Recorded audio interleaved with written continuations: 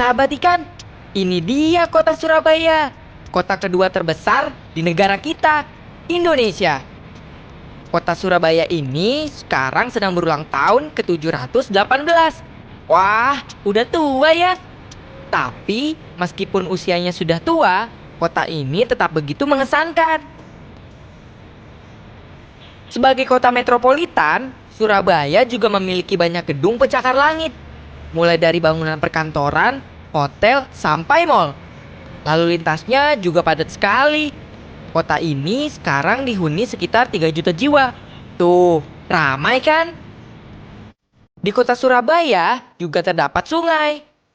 Sungainya bagus ya, bebas dari sampah. Sampai-sampai orang-orang ini tak ragu untuk naik kapal di sungai ini. Dalam legenda Surabaya, dikisahkan Surohiyu dan Boyo Buaya yang berebut tempat kekuasaan. Kesepakatan mereka, lautan menjadi kekuasaan Surohiyu dan daratan menjadi kekuasaan Boyo Buaya. Keributan terjadi. Bagi hiu, pertarungannya dengan buaya lebih dari kekuatan adu fisik biasa, tapi lebih pada kehormatan. Sedangkan buaya harga dirinya tak pantas untuk dikalahkan dengan hiu.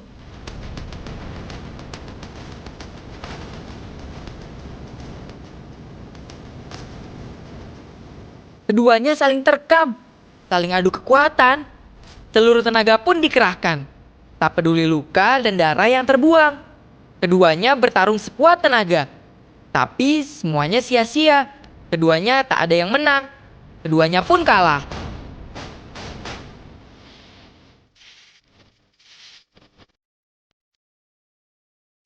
Sejak itulah terkenal menjadi Surabaya, yang sekarang kita kenal dengan Surabaya. Sahabat ikan, ini dia ikan hiu. Ikan yang kita kenal sebagai raja di lautan luas. Ikan hiu tergolong ikan predator yang buas. Tidak hanya memakan sesama ikan atau makhluk lainnya, ikan hiu juga bisa memakan kita, manusia. Ih, serem ya. Ikan hiu bernafas sedikitnya menggunakan 5 liang insang. Kadang-kadang 6 atau 7, tergantung pada spesiesnya. Gigi hiu juga dapat berganti, seperti gigi pada manusia. Taringnya mampu merobek daging hingga hancur. Hampir semua biota laut bisa menjadi makanannya. Ikan hiu juga berbeda dari ikan lainnya saat berkembang biak. Ia tidak bertelur, tetapi langsung melahirkan anak hiu. Dan ini predator lain yang tak kalah seram dan buasnya, buaya. Buaya adalah reptil bertubuh besar yang hidup di air dan daratan. Buaya umumnya menghuni habitat perairan tawar seperti sungai, danau, rawa, dan lahan basah lainnya. Namun ada pula yang hidup di air payau seperti buaya muara. Makanan utama buaya adalah hewan-hewan bertulang belakang seperti bangsa ikan, reptil, dan mamalia. Dalam bahasa Inggris, buaya adalah krokodil. Nama ini berasal dari sebutan orang Yunani krokodilos, yang berarti batu kerikil. Hal ini karena kebiasaan buaya berjemur di tepian sungai yang berbatu-batu. Buaya memiliki ukuran yang bermacam-macam, mulai dari yang berukuran kecil sekitar 20 cm hingga yang berukuran terbesar lebih dari 7 meter. Tuh, besar kan? Usia buaya tertua yang pernah diteliti mencapai lebih dari 100 tahun. Cara perkembangbiakan buaya adalah dengan cara bertelur. Biasanya saat bertelur, induk buaya tak akan jauh dari telurnya. Biasanya lama menetasnya, sekitar 80 hari. Sebagai hewan yang berdarah dingin, buaya dapat bertahan cukup lama tanpa makanan. Meskipun demikian, buaya merupakan pemangsa puncak di lingkungannya. Sahabat ikan, buaya juga bisa menyerang dan membunuh ikan hiu. Makanya ada legenda Suro dan Boyo yang menggambarkan perkelahian antara buaya dan hiu.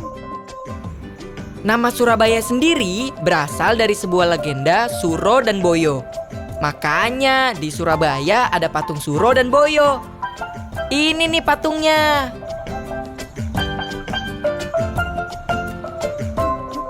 Ada Kak Deni. Kak Deni juga sedang melihat patung Suro yang artinya hiu dan Boyo yang berarti buaya. Ada teman-teman kita dari kota Surabaya nih. lagi cari Kak Deni ya? Ya udah yuk. Ada tuh Kak Deninya. Manusia ikan, ini manusia ikan. Sahabat ikan, ini adalah jembatan Suramadu, jembatan terpanjang di Indonesia. Jembatan ini juga termasuk ikon kota Surabaya. Panjang jembatan ini sekitar 5.438 meter. Panjang sekali ya. Jembatan ini terbentang di sepanjang Selat Madura yang menghubungkan Pulau Jawa dan Madura. Jembatan Suramadu dimulai pembangunannya pada tahun 2003 dan selesai pada tahun 2009. Meskipun di sisi pinggirnya pendek, bagian tengah jembatan ini dibuat tinggi, mencapai 35 meter. Hal ini dimaksudkan agar dapat menjadi lintasan bagi kapal di bawahnya. Sebagaimana udara di laut, angin yang bertiup cukup kencang dan menyegarkan. Kalau kita melintas di atasnya, maka akan terasa sekali tiupan anginnya. Walaupun telah dibangun jembatan yang sangat modern, kita masih tetap bisa melintas dengan perahu di bawahnya. Nah, ini teman-teman kita dan Kak Deni. Mereka sedang diajak Kak Deni mencari ikan di bawah jembatan Suramadu. Kira-kira mereka mau cari ikan apa ya? Gimana juga ya mencari ikan di bawah jembatan ini? Nah, Dek, hari ini kita nangkep ikannya pakai jaring nih. Nah, pakai jaring ini caranya gampang, tinggal kita lemparin aja. Nanti jaring yang sebanyak ini akan menebar ke seluruh bagian laut ini. Nah, gunanya jaring ini biar kita dapat ikan yang banyak. Oh, kali ini Kak Deni mengajak teman-teman kita mencari ikan dengan menggunakan jaring. Kak, buat apa gabusnya itu? Nah, gunanya gabus ini nih. Gabus ini gunanya buat pertanda kita karena jaring kita sangat besar. Nanti siapa tahu ke bawah angin. Seru juga atau ya. kemana, Begini nih caranya menggunakan jaring. Oh, Jaring-jaring ini dilemparkan dahulu ke laut hingga membentang panjang. Pada jaring juga terdapat gabus yang berfungsi sebagai penahan agar keseluruhan jala tidak hanyut terbawa air. Setelah jalannya terbentang, kemudian barulah jala ini ditarik.